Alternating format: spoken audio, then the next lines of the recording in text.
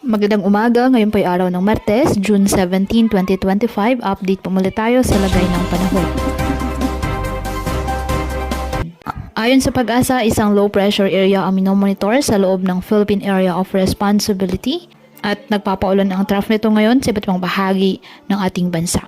Easterlies naman po, mainit na hangin nagmumula sa dagat Pasipiko ang nakakaapekto sa eastern section ng Luzon.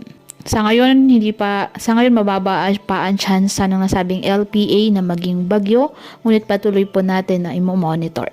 Ngayong araw, dulot ng nasabing low pressure area, asahan na po ang maulap na kalangitan na may kalat-kalat na mga pag-ulan at thunderstorms sa Visayas, Bicol Region, Romblon, Quezon at Marinduque.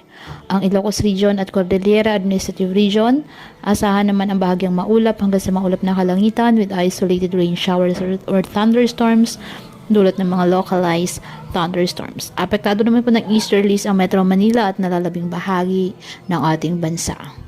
Patuloy po na maging handa sa banta ng mga biglaang pagbaha at pagguho ng lupa at palaging umantabay sa iba pa nating weather updates at sa updates po ng Pag-asa hinggil sa lagay ng panahon.